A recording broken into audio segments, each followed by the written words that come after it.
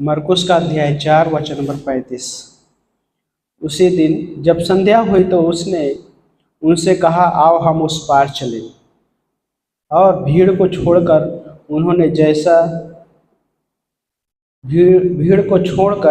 उन्होंने जैसा वो था उसे अपने साथ नाव में ले लिया, और वहाँ उसके साथ और भी नावें थीं। तब एक भयानक आंधी आई और लहरें नाव से टकराने लगी, यहाँ तक कि पानी नाव में भरने लगा, और वह स्वयं नाव के पिछले भाग में गद्दी पर सो रहा था। और उन्होंने उसे जगाया और कहा, हे गुरु, क्या तुझे चिंता नहीं कि हम नाश हो जाते हैं?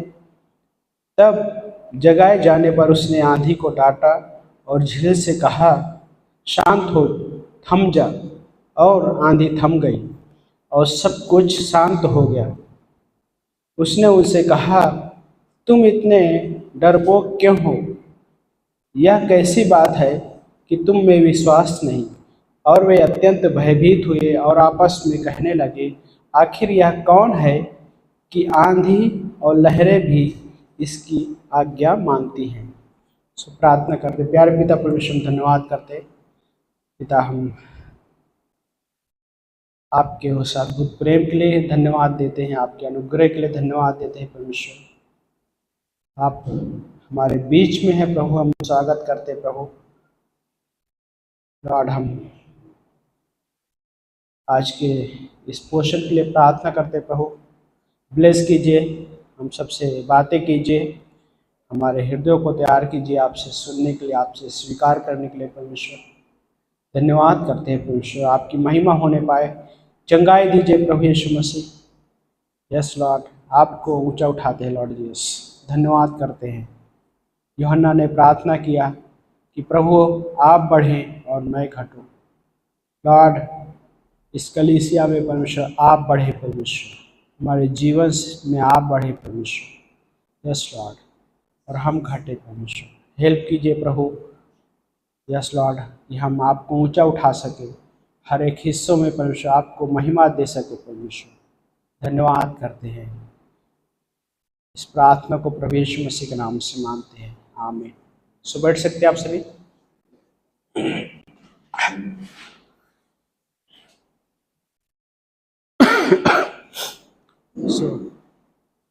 इस हिस्से में है ना, पहले हिस्सा में हम क्या देख रहे हैं कि यीशु मसीह स्वयं अपने शिष्यों को साथ में लिया और क्या कहा कि चलो हम उस पार, झील के उस पार जाते हैं। इसमें सोचने एक हिस्सा है कि योजना बनाने वाला कौन है? स्वयं प्रभु यीशु मसीह। लेकिन जब उस जर्नी में आगे बढ़ रहे और उस जर्नी में तूफान आता है, आंधी तूफान आता, और आंधी तूफान आया, लेकिन उससे पहले प्रभु यीशु मसीह उसी नाव में सो रहे, विश्राम कर। इस हिस्से को सोचना कि स्वयं यीशु मसीह ने उनको साथ में लिया, उस योजना को बनाने वाला स्वयं प्रभु यीशु मसीह, और साथ में ले जाते हुए सोचिए थोड़ी देर के लिए कि साथ में ले जा रहे हैं और उस जर्नी में तूफान आ गया। कैसा हो सकता है? सोचिए थोड़ी देर के लिए। शिष्यों ने चिल्ला उठे, पुकार उठे, क्या तुझे हमारी चिंता नहीं, हम नाश हो जा रहे। इस हिस्से में एक क्या सोच सकते कि सोचने जैसा ये है कि वो पर्सन साथ में लिया जब भी, क्या वो नाश होने के लिए साथ में लिया? क्या वो परमेश्वर योजना जो बनाया, क्या नाश होने के लिए योजना बनाई? उसने नाश होने के लिए, अगर देखे तो अब नाश होने के लिए योजना उसकी नहीं है। लेकिन क्या है, शिष्य चिल्ला उठे यहाँ पे कि क्या तुझे हमारी चिंता नहीं है? हाँ, लेकिन क्या है कि परमेश्वर जब योजना बनाता है, प्रभु की योजना में क्या है यहाँ पे कि परमेश्वर अपनी योजना में उन्हें अनुग्रह और अपनी दया दिखाना चाहता है, और अनुग्रह और अपनी वो दया को देना भी चाहता है उनके जीवन में, क्योंकि उसकी योजना में ग्रेस के बगैर कुछ भी नहीं है। अगर वो न्याय करता है वहाँ पे भी ग्रेस है, यदि वो डिसिप्लिन करता है तो भी वहाँ पे ग्रेस है, यदि वो क्षमा के बारे में सोचते हैं तो वहाँ पे उसका अनुग्रह है। यदि वो हमारी ग्रोथ के बारे में यदि वो सोचता है तो वहाँ पे उसकी अनुग्रह है। यदि वो हमसे प्रेम भी कर रहा है तो प्रेम में भी उसका अनुग्रह है। जब उसकी योजना में अपने शिष्यों को साथ में लिया तो उसकी योजना में ये नहीं था कि वो नाश हो जाए, लेकिन उसकी योजना में ये था कि वो अनुग्रह पाए, उस दया को पाए उस परमेश्वर। मैं इसी सेम हिस्से को निर्गमन की पुस्तक से सोच रहा था। निर्गमन की घटना में अध्याय 14 में जब है ना चैप्टर 15 एक्सोडस चैप्टर 14 में जब देखते उस हिस्से में verse number 10-11 chapter 14 verse number 10-11 पढ़िए एक जन कोई। एक्सोडस निर्गमन चैप्टर 14 अध्याय 14 वर्ष नंबर 10-11 पढ़िए एक जन कोई। जब फिरौन निकट आया तब इस्राएलियों ने आके उठा कर क्या देखा, मिस्री हमारा पीछे के लिए चले आ रहे हैं और इस्राएली अचंभित कर गए और चिल्लाकर यहोवा की दुहाई है ना। इस घटने में जब सारे इजरायली मिस्र से परमेश्वर उनको छुड़ा कर लेकर आ रहा है और जब लाल समुद्र के पास पहुंचते हैं और दिन क्या होता है वहाँ पे कि लाल समुद्र के पास जब पहुंचते हैं तो दो चीज़ें वहाँ पे उनके जीवन में दो, अगर हम अगर मनुष्य के दृष्टिकोण से देख रहे हैं तो कैसा है, बहुत बड़ा संकट है सामने। संकट क्या है? लाल समुद्र संकट के जैसा है। देन दूसरा संकट यह है कि पीछे से भी है। पीछे से कौन है? फिरौन की सेना है।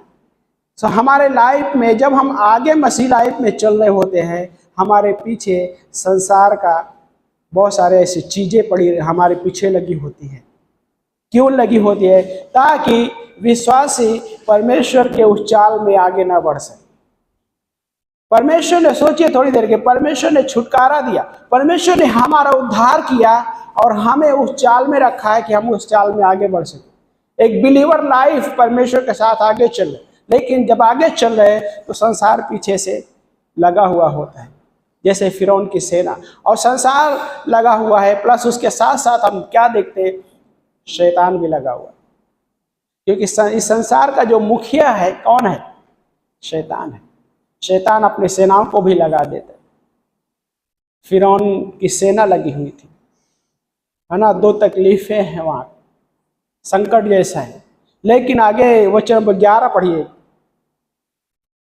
और वे मूसा से कहने लगे, क्या मिस्र में कब्रें ना की, वहां से मरने के लिए जंगल में ले आया है? हाँ, क्या कहने लगे सारे लोग? क्या मिस्र में कब्र नहीं थी? हाँ, क्या मिस्र में कब्र नहीं थी कि तू हमें मरने के लिए यहाँ पर लेकर आए जंगल में? हाँ, कौन छुटकारा दिया? परमेश्वर स्वयं छुटकारा दिया।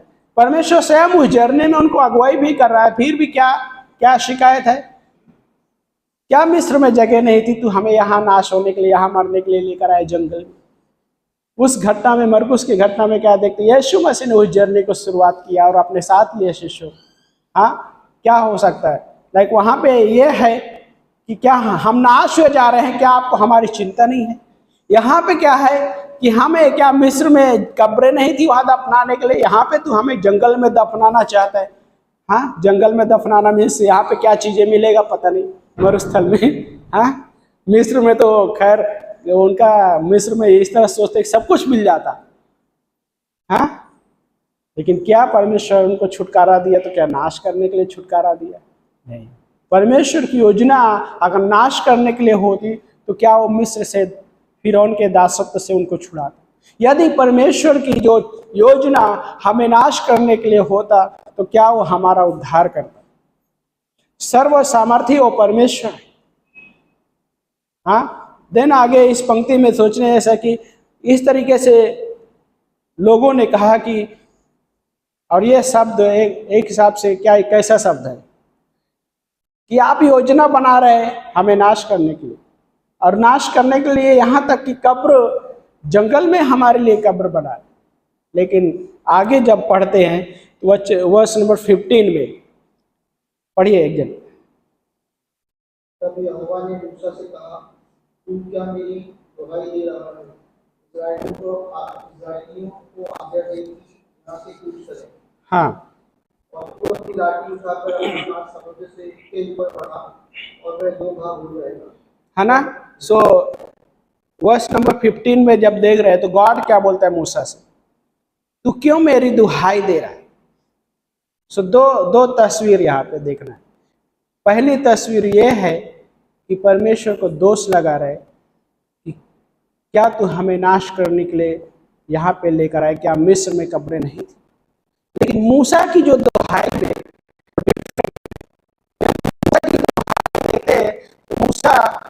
मूसा जो पुकार रहा है परमेश्वर को, उस पुकार में डिफरेंट क्या डिफरेंट है। यदि वर्स नंबर 13 में पढ़ते हैं तो वहां पे क्या कहता है मूसा, उसी चैप्टर 14 का वर्स 13 पढ़िए। इस प्रकार यहोवा ने इस्राएलियों को मिस्रियों के वश से छुड़ाया और इस्राएलियों ने मिस्रियों को समुद्र के तट पर मरे पड़े हुए देखा। सॉरी, चैप्टर 14 का वर्स नंबर 13, 13वीं पंक्ति। मूसा ने लोगों से कहा, डरो मत, खड़े खड़े वह उद्धार का काम देखो तो यहोवा आज तुम्हारे लिए करेगा, क्योंकि जिन मिस्रियों को तुम आज देखते हो उनको फिर कभी ना देखोगे। हाँ, यहोवा आप ही तुम्हारे लिए लड़ेगा, इसलिए तुम चुपचाप रहो। है ना। तो यहाँ पे मूसा की दुहाई में यदि हम देख रहे हैं तो क्या तस्वीर है, क्या लोगों से बात कर रहे हैं, डरो मत, खड़े रहो। हाँ, डरो मत, खड़े रहो। और फिर आगे क्या कहता है, यहोवा के उद्धार को देखो। हाँ, क्योंकि वो हमारी ओर से लड़ेगा। ये फिनिश वर्क है एक हिसाब से देखते, हम परमेश्वर के संपूर्ण कार्य को देखते। मूसा ने क्या देख रहा है उस दुहाई में, जब दुहाई भी दे रहे हैं परमेश्वर को, तो परमेश्वर के फिनिश वर्क को देख रहा है, संपूर्ण कार्य को देख रहा है। क्यों? लड़ने वाला कौन है? परमेश्वर हमारी ओर से लड़ेगा। हमारी लाइफ का जो फाइट है, आत्मिक संग्राम जो है, स्पिरिचुअल वॉरफेयर है, वो परमेश्वर स्वयं हमारी ओर से लड़े। जब मिस्री वहां से निर्गमन के पुस्तक में जब मिस्र से छुड़ाया गया इजरायली, तो मिस्र के सेना, फिर उनकी सेना पीछे लगी। आत्मिक संग्राम कैसा है कि पीछे से लगा हो, और कई बार आगे भी होता है बहुत सारे, लेकिन वो परमेश्वर हमारे साथ है। वो विश्राम में परमेश्वर, क्योंकि वो कार्य को पूरा कर दिया। यीशु मसीह उस बोट में क्या कर रहे? सो रहे, रेस्ट कर रहे। शिष्यों ने चिल्ला उठे, क्या तुझे हमारी चिंता नहीं? मूसा ने क्या कहा? डरो मत, परमेश्वर के, शांत रहो, परमेश्वर के उद्धार को देखो। मूसा क्या देख रहा है? परमेश्वर के उस कार्य को देख रहा है। हाँ, लोगों को क्या कर रहा है? वो प्रोत्साहन कर रहा है। वॉरफेयर बहुत सारे एरिया से आते हैं हमारे लाइफ में। आत्मिक जो संग्राम है बहुत सारे एरिया से आते हैं। हाँ, हमारे खुद के जीवों से भी आते, संसार से भी आता है, कई बार हमारे नजदीकी लोगों से भी आता है। हाँ, वॉरफेयर, आत्मिक संग्राम जो है, आत्मिक लड़ाई, क्योंकि हम जब इस संसार में हैं तो हमारे पीछे फिरौन की सेना लगी रहती, लेकिन हम छुड़ाए गए हैं। परमेश्वर की योजना में हम छुड़ाए गए। परमेश्वर जब हमें उस योजना में रखा है तो हमें वो नाश होने नहीं देगा। और दिन आगे जब पढ़ते हो इसी हिस्से में, मूसा उस तरीके से, जब मूसा आगे बढ़ता है और परमेश्वर ने उसको वर्स नंबर 16 में क्या कहता है, और तू अपनी लाठी उठा और अपना हाथ समुद्र की ओर बढ़ा, उसे दो भाग कर, तब इजरायली समुद्र के मध्य से होकर सूखी भूमि पर चले जाएंगे। गॉड उसको अथॉरिटी दी, तो तेरे हाथ में क्या है? गॉड ने लाठी, गॉड का दिया हुआ अधिकार, और उस अधिकार को मूसा ने वहां पे इस्तेमाल किया। वह अधिकार सवाल ये नहीं है कि मूसा की लाठी में पावर है, सवाल यह है कि लाठी में जो पावर देने वाला वो सबसे बड़ा महान है, वो अधिकार देने वाला वो ग्रेट है। हाँ, कई बार होता है ना कि हम वो चीज़ों में उस तरह से देखते, चीज़ों को महत्व देने लग जाते बजाय उसके जो महत्व देना जिसको इम्पोर्टेंट है। हाँ, क्योंकि मूसा का लाठी वो एक लकड़ी है, लेकिन सबसे मुख्य पार्ट यह है कि वो अधिकार देने वाला, पावर देने वाला कौन है, और वो है स्वयं परमेश्वर। और वो अधिकार के द्वारा जब उसने उस समुद्र में लाठी मारा तो क्या हो गया, समुद्र दो भाग हो जाता। नहूम का एक अध्याय, नहूम, हाँ, ओल्ड टेस्टामेंट में नहूम चैप्टर 1 वर्स नंबर 4 पढ़िए एक दिन कोई। नहूम, नए नियम पुराने नियम में पढ़िए।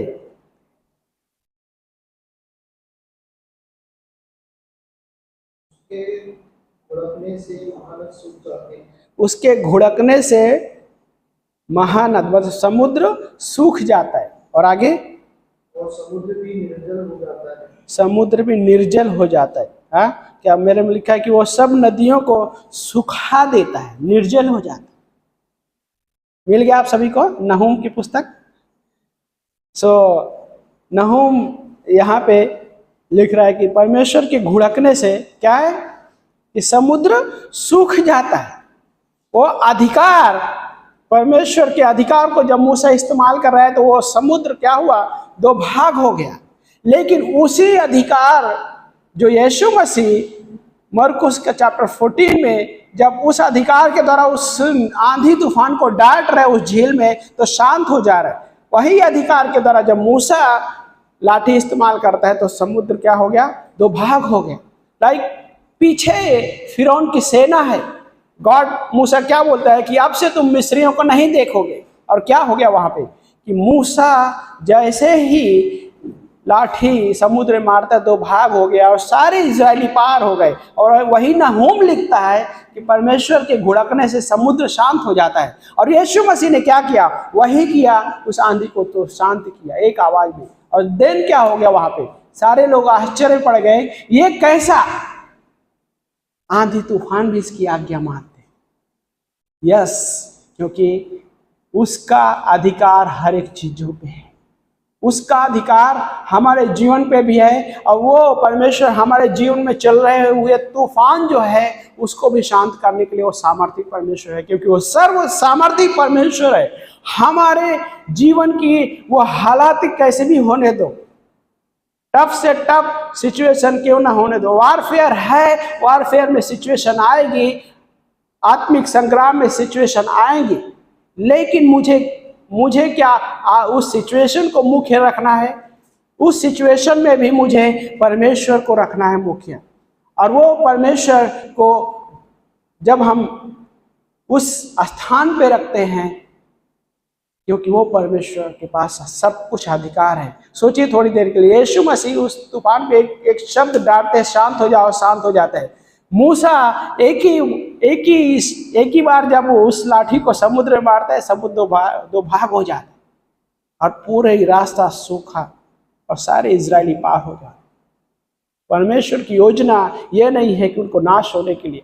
यीशु मसीह जब उनको बुला रहा है कि जाओ आओ हम चलते हैं, तो उस परमेश्वर की योजना में उनको नाश होने के लिए नहीं बुलाया, चलो हम चलते हैं। हमें जब बुलाहट दी है विश्वासी लाइफ में, ये बुलाहट नाश होने के लिए नहीं है, परमेश्वर हमें बनाने के लिए उसने बुलाहट दिया है और अपनी इच्छा पूरी करने के लिए हमारे लाइफ में बुलाहट दिया उसने।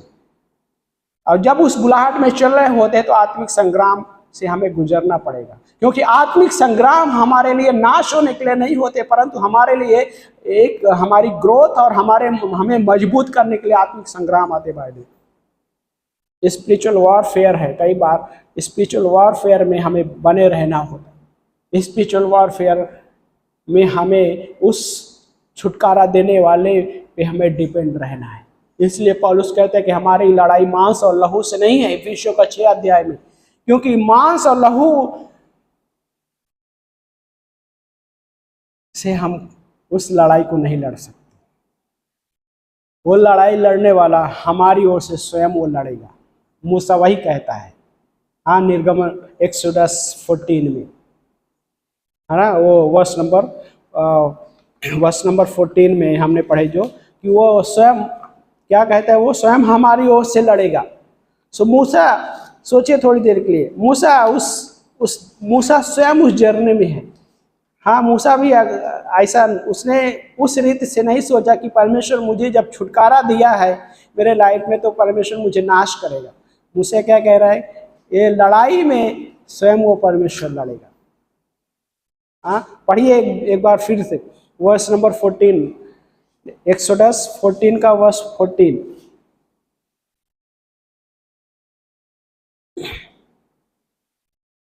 पढ़िए।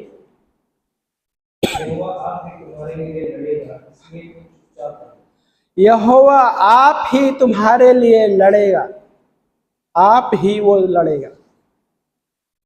हाँ, वारफेयर में ऐसा लगता है कि हम खुद हैंडल कर लेंगे। कई बार हम हैंडल करने जाते सब चीज़ें।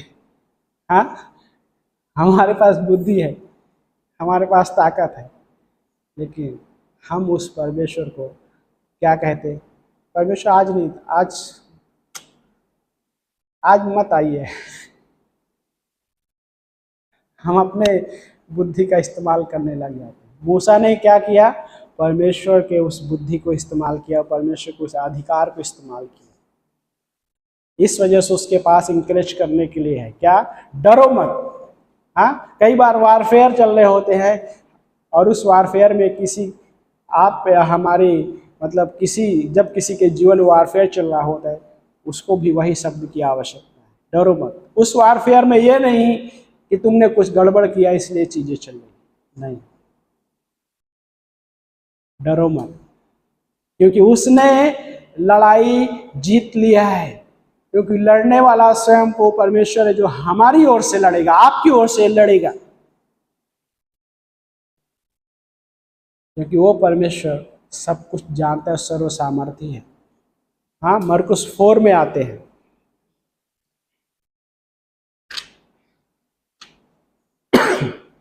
मार्क चैप्टर 4 में आते हैं, उस पंक्ति में,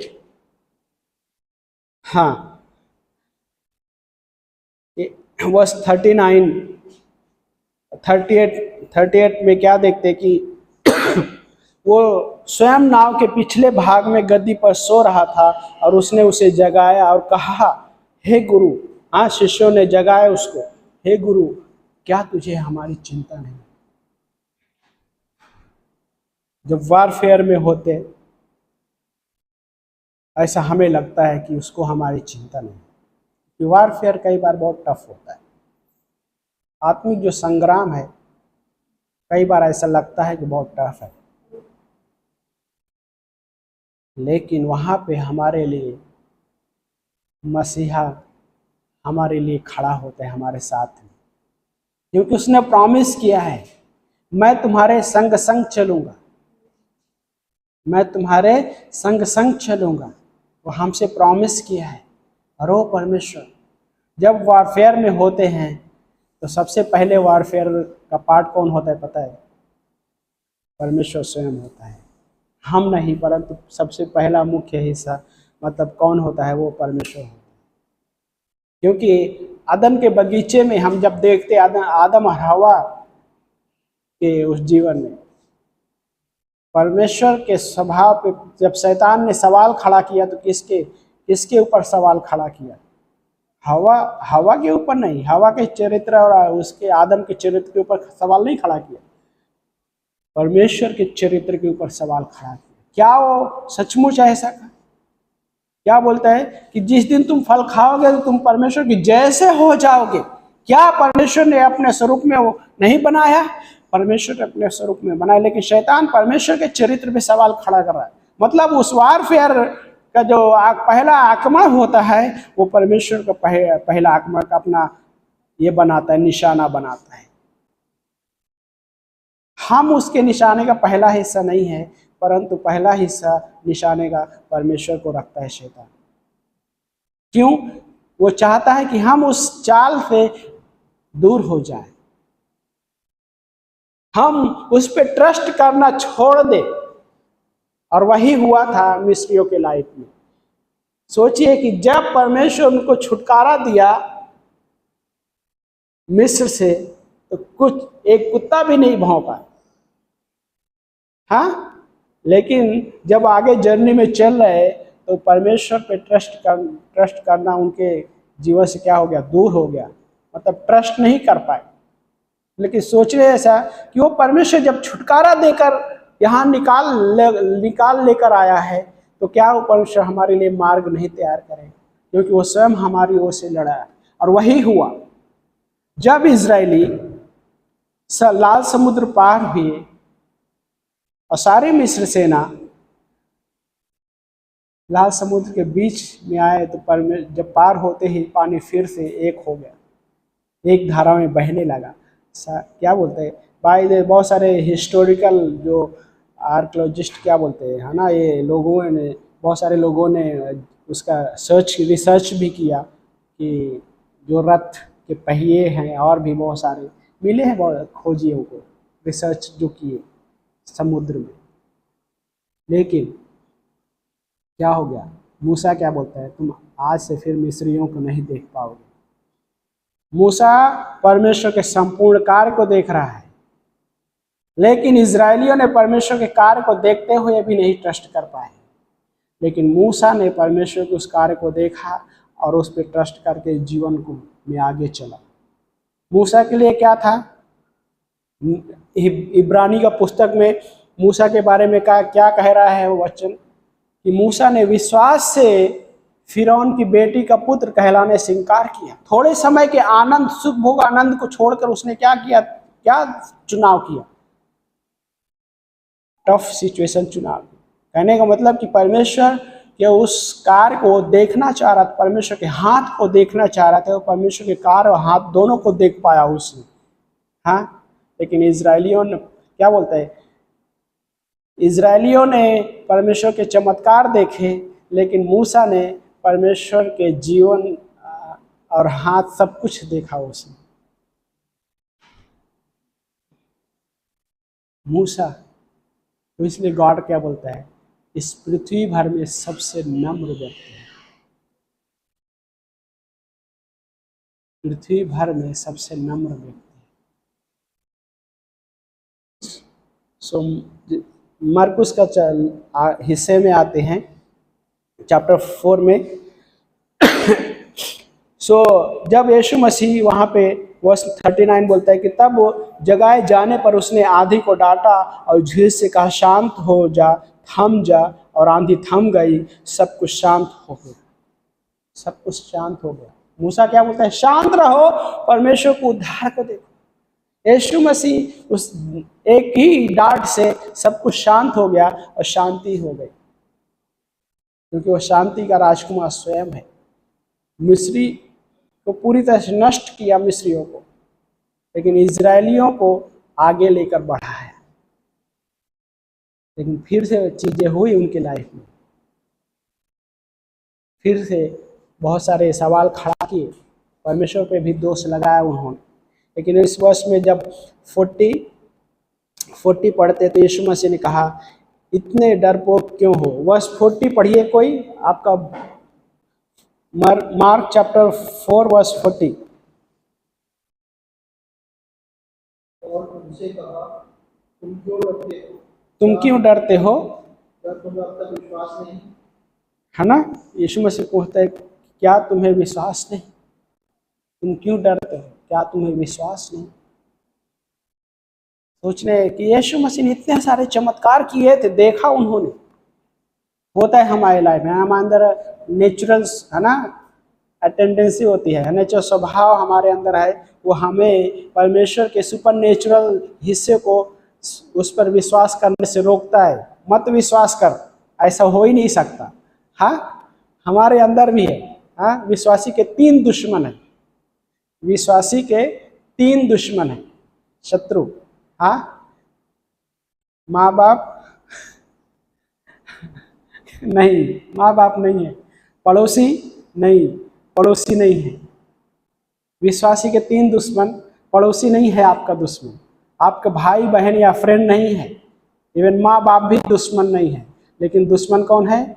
संसार दुश्मन है विश्वासी, शैतान जो विश्वासी का दुश्मन है, और पापी स्वभाव जो है हमारे अंदर रह रहा है वो हमारा दुश्मन है। और वो परमेश्वर के कार्य पे हमें विश्वास करने से वो रोकता है। परमेश्वर के बहुत सारे जो कार्य होते हैं और परमेश्वर के जो स्वभाव पे भी हमें ट्रस्ट करने से वो रोकता है। लेकिन जब एक विश्वासी परमेश्वर के संपूर्ण कार्य पे विश्वास करके वहां पे रुकता है, जैसे मूसा ने कहा शांत रहो, परमेश्वर के कार्य को देखो, उद्धार को देखो, देन हम वो परमेश्वर के उद्धार को हम भी देख पाते हैं। जब हम शांत होकर परमेश्वर के उस पर ट्रस्ट करते हैं, चरित्र पे ट्रस्ट करते हैं, ना कि हम अपने दुश्मन की आवाज अपने कानों में सुनते हुए उस पर ट्रस्ट करने से दूर हटे, लेकिन हम ट्रस्ट करते हैं, हम परमेश्वर के उद्धार को देख पाते हैं। वो संग्राम है, लेकिन उस संग्राम में हमारी ओर से कौन लड़ रहा है? हमारा दुश्मन हमारी ओर से नहीं लड़ रहा है। ऐसा लगता है कि हमारा वो ऐसा आएगा। हवा के पास आया, क्या ऐसा लगा, उसने क्या बोला, उसको स्वयं पता क्या बोलता है, वचन में बोलता है कि परमेश्वर स्वयं कहता है कि तुम उस वचन कहता है कि तुम उसके जैसे हो जाओगे, बोलता है। परमेश्वर ने ऑलरेडी उसको अपने स्वरूप, आदम को अपने स्वरूप में बनाया था। लेकिन दुश्मन हमारी ओर से नहीं लड़ता, हमें फंसा कर पीछे से तालियां बजाएगा। हाँ, वो ऐसा करता है। कैसे? है ना, कई बार शैतान की चाल क्या होती है,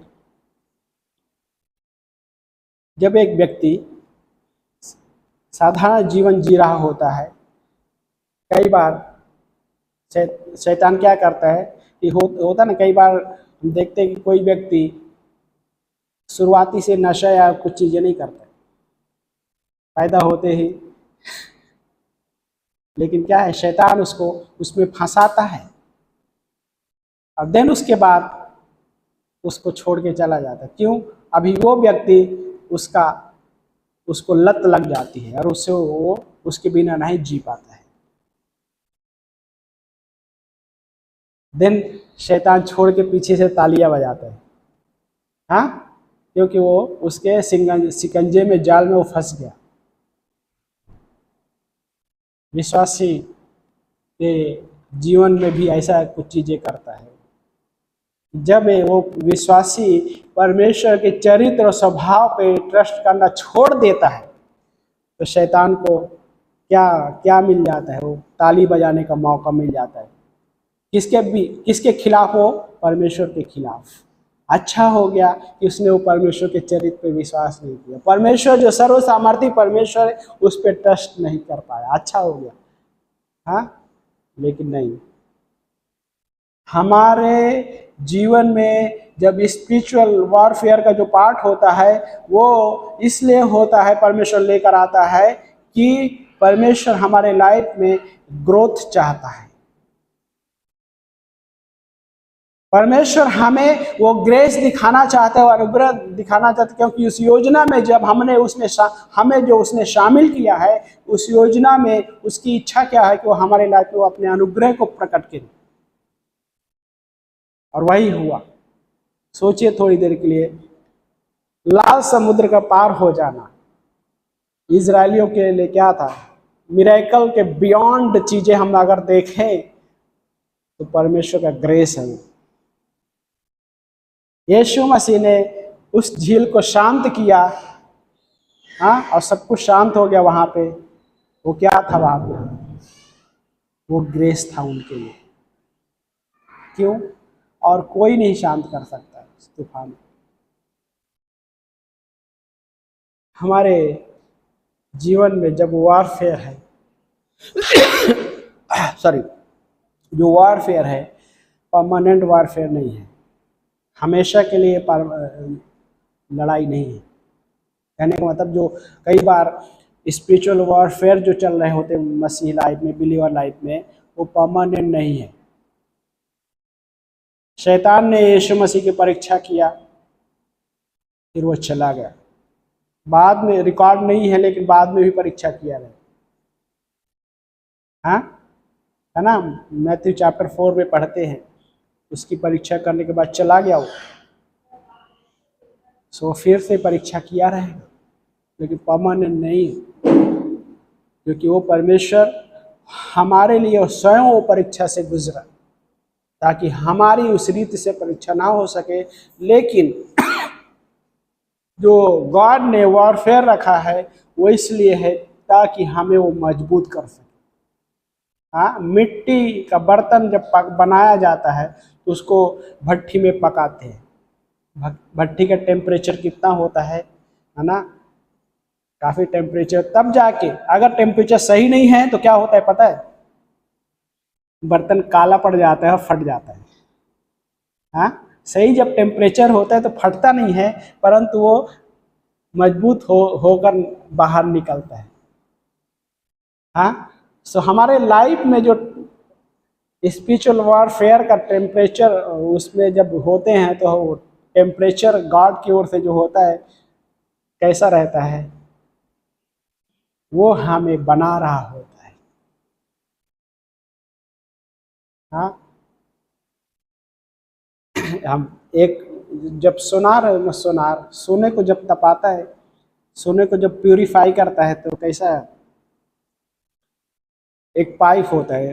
कभी देखा है आपने जो सोनार बना, अभी तो हाथ से बढ़ाने कम ज़्यादा करने जैसा होता है उनके पास, गैस का जो पाइप उसमें आग का ये डालते। सो पहले लोग पाइप मुंह से पाइप रहता था और वो उसको फूंकते थे, तो उसकी जो नज़र है, फूंक रहे हैं लेकिन नज़र उस पर लगी रहती है। क्यों? क्योंकि वो ज़्यादा वो ना हो जाए। जो सोनार सोने को तपाता है तो क्या है, उसकी नज़र उस पर लगी रहती है, वो अपना चेहरा देखता है। सो परमेश्वर भी हमारे लाइफ में जब ये चीज़ें चल रही होती है तो परमेश्वर अपना चेहरा हमारे लाइफ में देखना चाहते हैं। लेकिन कई बार हमारी लाइफ में अविश्वास, हमारे अंदर का अविश्वास क्या बोलता है, मत विश्वास कर। परमेश्वर आपके लाइफ में ये चीज़ नहीं कर सकता है। अविश्वास हमारे अंदर का हमें स्वयं बोलता है, क्योंकि वो हमारा दुश्मन है, हमारा पापी स्वभाव। अविश्वास हमारे पापी स्वभाव से आता है, लेकिन विश्वास हमारे अंदर नया स्वभाव है उसके द्वारा आता है। और नए स्वभाव परमेश्वर पे ट्रस्ट करना हमें बताता है। नया स्वभाव हमें आगे बढ़ने के लिए प्रोत्साहित करता है, लेकिन पुराना स्वभाव हमें पीछे खींचने की कोशिश करता है। हाँ, हमारे पीछे जो सेना लगी है, फिरौन की सेना जैसे इजरायलियों के पीछे लगी थी।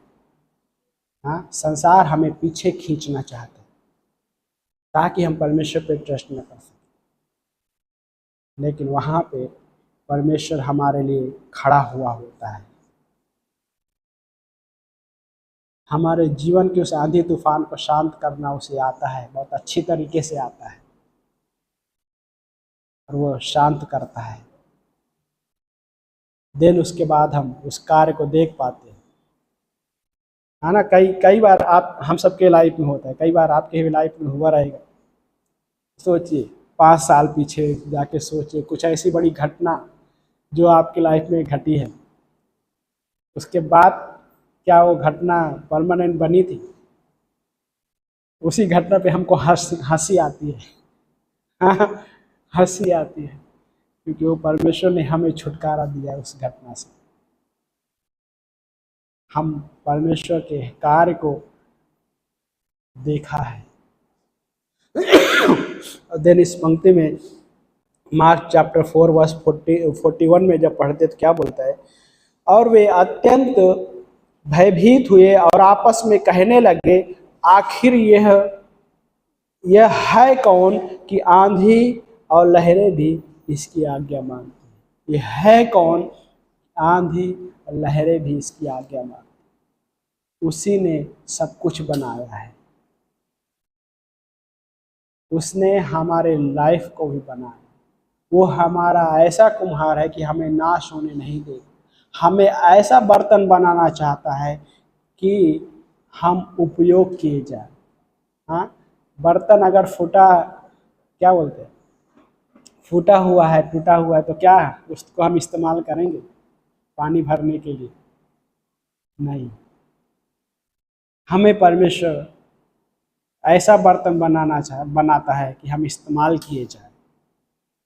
वो बुलाहट हमें इसलिए दिया कि हमें वो इस्तेमाल करने के लिए, क्योंकि जिसने हमारे अंदर वो कार्य शुरू किया है वो उस कार्य को पूरा भी करेगा। और वही हुआ कि उसने उस योजना में अपने शिष्यों को बुलाया और वही उस झील के उस पार भी लेके गया। उसने मिस्र देश से छुटकारा दिया इजरायलियों को, और छुटकारा देने के बाद जब वो वहां से लेके चला तो उसने लाल समुद्र को भी पार कराया। और सिर्फ लाल समुद्र को पार ही नहीं कराया, परंतु उनके लाइफ में लगने वाली उन जरूरतों को भी पूरा किया जो जरूरत थी। सो कई बार हम सोचते हैं कि ये परमेश्वर ने हमें जो बुलाहट दिया है उस बुलाहट में हमारी जरूरतों को पूरा नहीं करेगा, ऐसा सोच आती है। लेकिन परमेश्वर जब हमें बुलाया है तो हमारी लाइफ में ज़रूरतों को पूरा भी करना जानता है, पूरा करेगा। लेकिन मैं ये आपको गारंटी के साथ नहीं बोल रहा हूँ कि पूरा एकदम 100% करेगा, लेकिन वो परमेश्वर करना जानता है, कर भी सकता है। लेकिन मैं आपको ये बताना चाहता है कि जब वो आत्मिक संग्राम ऐसा कुछ चीज़ें आए तो खड़े रहो, मन को विचलित मत होने। परमेश्वर के वचन और प्रॉमिस को उस जगह पे ले लो। हाँ, पौलुस बोलता है इफिसियों का 6 में। हाँ, दिन हम थोड़ा आगे जाते दिन बंद करेंगे, थोड़ा पढ़ते उस पंक्ति को। इफिसियों चैप्टर 6 वर्स 12 10 से पढ़िए कोई।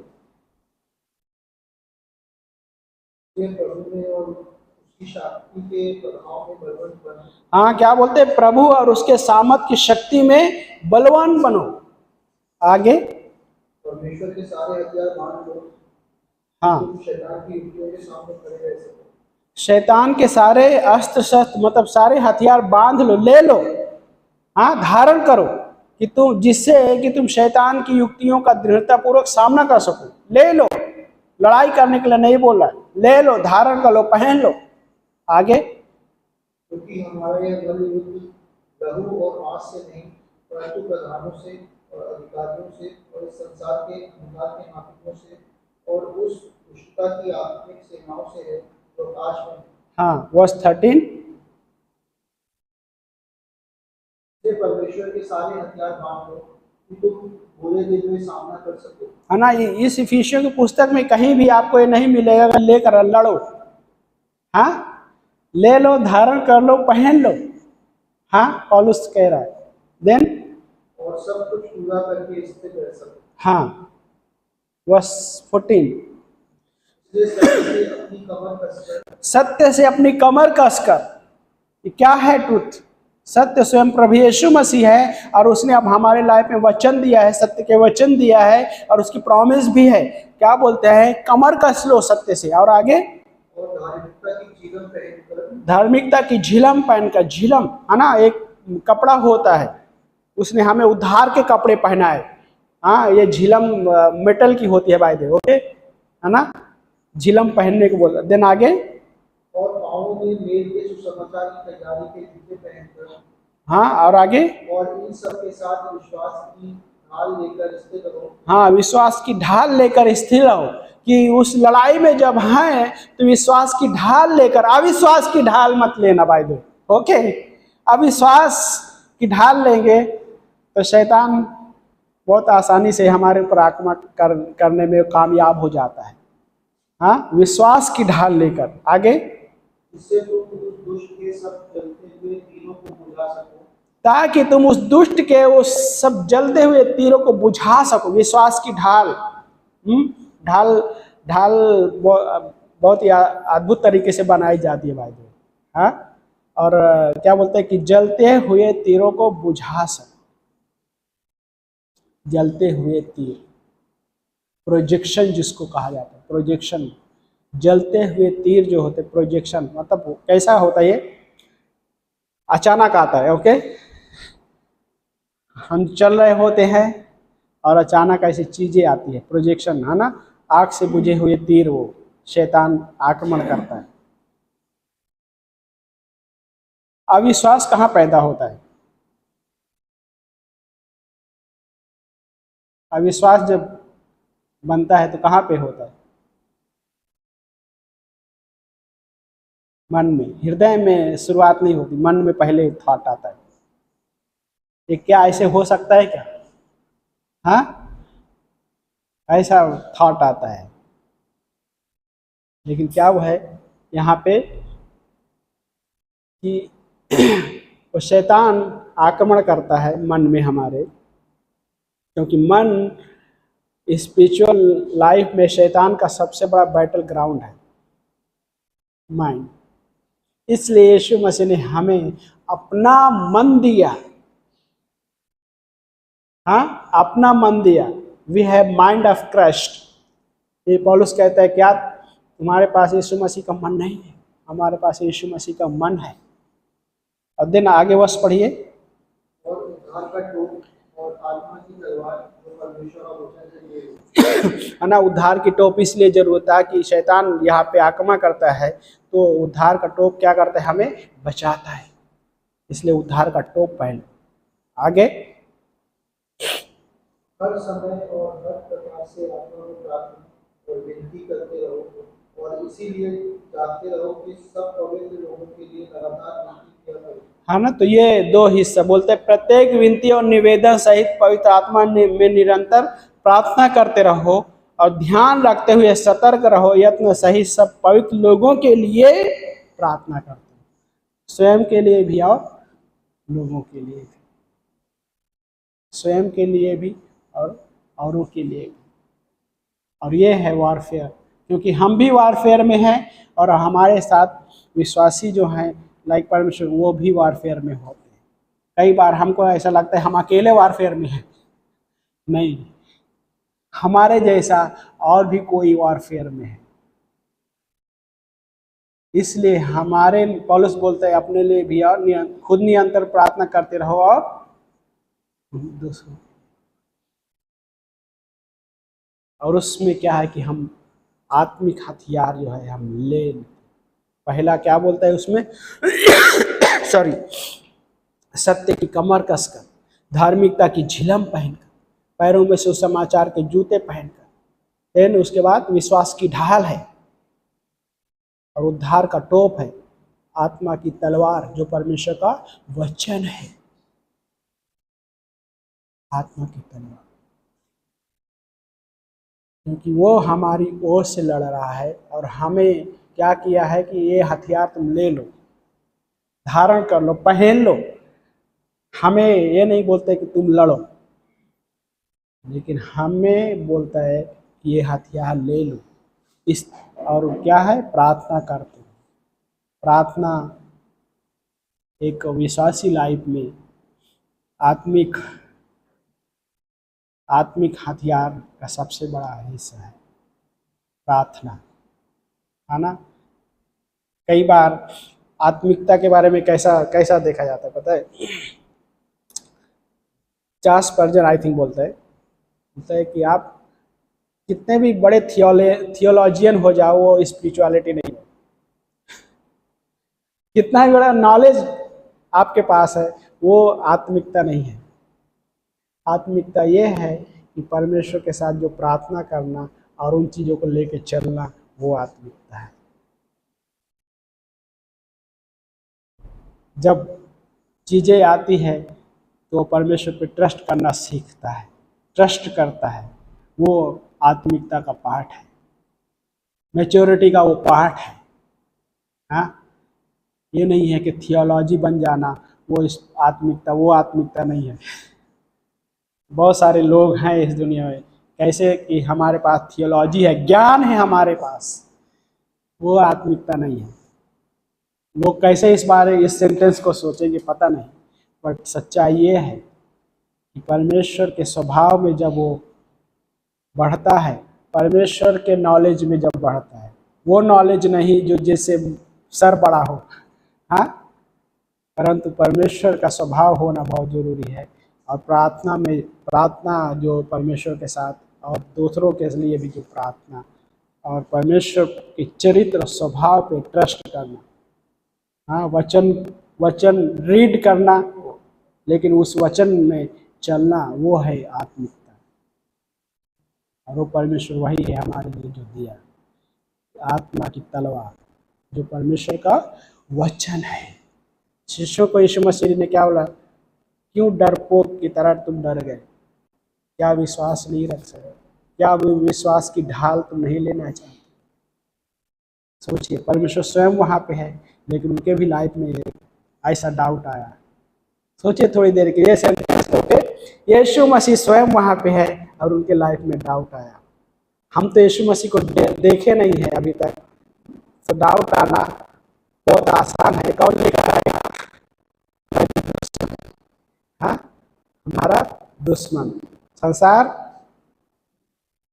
क्यों संसार डाउट लेकर आता है? क्योंकि संसार में ऐसी चीजें हैं, संसार के ऊपर दिखने वाली चीजों पर विश्वास करना, देखी हुई वस्तुओं पे नहीं परंतु अनदेखी वस्तुओं पे विश्वास करते। हाँ, देन शैतान डाउट लेकर आता है, तो शैतान क्या कहता है? ऐसा नहीं हो सकता। लेकिन वचन क्या कहता है कि जो मनुष्य से नहीं हो सकता वो परमेश्वर से हो सकता है। हमारा पापी स्वभाव क्या बोलता है? अरे ना, आप कुछ भी कर लो, ये चीज होगा ही नहीं। हाँ, लेकिन हमारे अंदर जो नया स्वभाव बोलता है, विश्वास रखो, परमेश्वर ने हमें विश्वास की ढाल दिया, आत्मा की तलवार दिया है, जो परमेश्वर का वचन है, जो हमें बोया गया है, वो उसको जड़ तक पहुंचने दो और अच्छी मजबूत क्या बोलते हैं, अच्छी भूमि में। हाँ, मत्ती का 13 अध्याय में जो चौथा बीज है, अच्छी भूमि में गिरा, वो फल लेकर आया, 100 गुना, 60 गुना, 30 गुना फल ले आया। तो वो है वचन को उस तरीके से अधिकारी से बस दो, तब वो फल आएगा। ऊपर से नहीं, नॉलेज भर के कुछ मतलब होने वाला नहीं है। उसको अधिकारी से बस लो, देन वो फल लेकर आए। हाँ, विश्वास में जब हम आगे बढ़ते तब हम वो चीज को देख पाते हैं, परमेश्वर का कार्य को, और परमेश्वर दिखाता भी है। आमीन। आइए प्रार्थना करते हैं। प्यारे पिता परमेश्वर, हम धन्यवाद करते प्रभु जी इस दिन के लिए, परमेश्वर इस समय के लिए। परमेश्वर प्रभु, आप अद्भुत करने वाला परमेश्वर प्रभु आप उस समय में भी आंधी तूफान को डांटा, और आज भी प्रभु यीशु मसीह जब ऐसे ही कुछ आंधी तूफान जैसे चीजें होती है, तो प्रभु आप उनको शांत करना जानता है परमेश्वर, और आप शांत भी करते हैं परमेश्वर। प्रभु धन्यवाद करते हैं परमेश्वर, प्रभु आपकी विश्वास योग्यता के लिए धन्यवाद करते प्रभु। हमारे भी अंदर यदि किसी भी प्रकार का अविश्वास पैदा हो प्रभु, तो प्रभु हमें मदद करना कि हम उस अविश्वास में नहीं परंतु विश्वास में खड़े हो पाए। प्रभु हेल्प करना परमेश्वर। धन्यवाद करते हैं प्यारे पिता परमेश्वर।